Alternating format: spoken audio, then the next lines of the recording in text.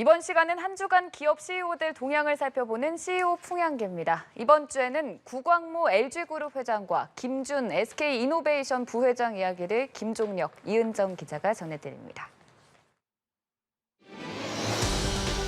안팎 경제 여건 악화에 재계가 비상경영에 들어갔죠. 구광모 LG그룹 회장, 3년 만에 대면회의 방식으로 사장단 회의를 개최했습니다. 회의에는 계열사 최고 경영자, 사업본부장 등 30여 명이 참석했습니다.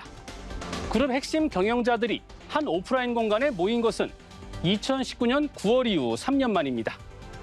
중장기 경영 전략이 주 내용으로 다뤄졌는데요. 구 회장은 경영진에게 주도적, 능동적 대응을 요청했습니다. 어려운 경영 환경에 끌려가지 말고 고객의 관점으로 경쟁력을 키워 미래를 대비해야 한다고 강조했죠.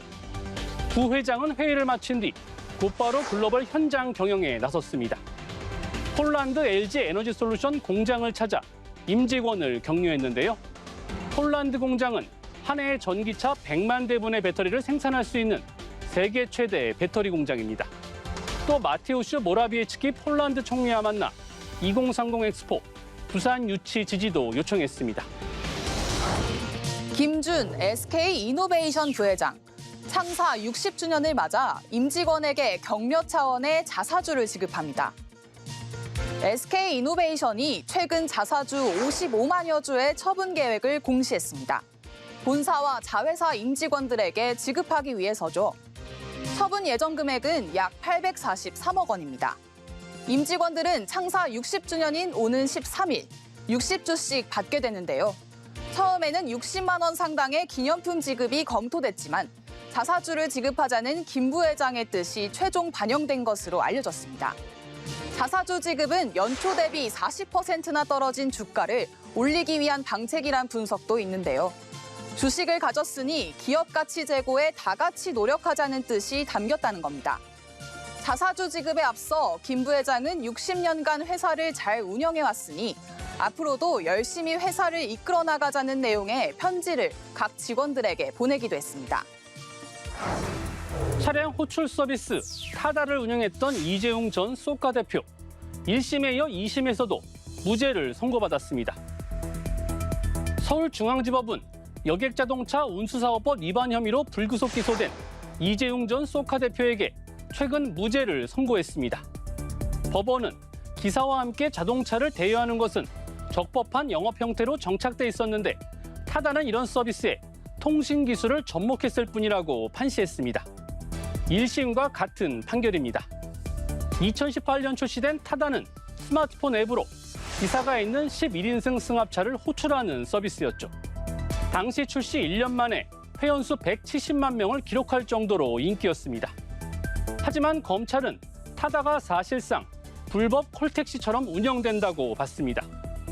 렌터카를 빌려 유상으로 운송 사업을 하거나 남에게 재대여해서는 안 된다는 여객자동차 운수사업법 34조 위반이라고 보고 기소한 건데 1심에 이어 2심에서도 저 체면을 구겼습니다. 윤석열 정부 출범 후 첫 국정감사가 진행 중인데요. 올해도 어김없이 기업인들이 국감장에 섰습니다. 먼저 행정안전부 국정감사에는 최정우 포스코그룹 회장이 불려 나왔는데요. 태풍 흰남노로 인한 포항제철소 침수 사태에 여당 의원들의 호통 섞인 질의가 쏟아져 답변하느라 진땀을 흘렸습니다. 산업통상자원부 국정감사에는 공영훈 현대차 사장이 출석했죠. 공 사장은 미국의 인플레이션 감축법, IRA로 인한 어려움과 우려를 솔직하게 털어놨습니다. 식품기업 수장들은 농림축산식품부 국감장에 불려 나왔는데요. 황성만 오뚜기 대표는 남아도는 국산쌀을 놔두고 수입쌀을 사용한다는 지적에 국산 사용을 검토하겠다고 밝혔습니다. 쌀값 폭락 속에 즉석밥 가격을 올린 이유에 대한 추궁도 있었는데요. 임형찬 CJ제일제당 부사장은 포장재, 연료비, 인건비 상승으로 어쩔 수 없었다고 해명했죠. 앞으로도 통신 3사를 비롯해 불려나갈 기업인들이 적지 않은데요. 여러 시간 기다리게 한 뒤 호통을 쳐야만 답을 얻을 수 있는 건지 생각해 볼 일입니다.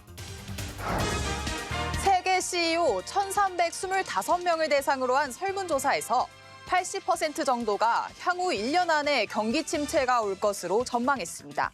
다만 71%는 향후 3년간 세계 경제 전망을 낙관했는데요. 침체가 오더라도 단기적일 거라는 예측입니다. 지금까지 CEO 풍양기였습니다.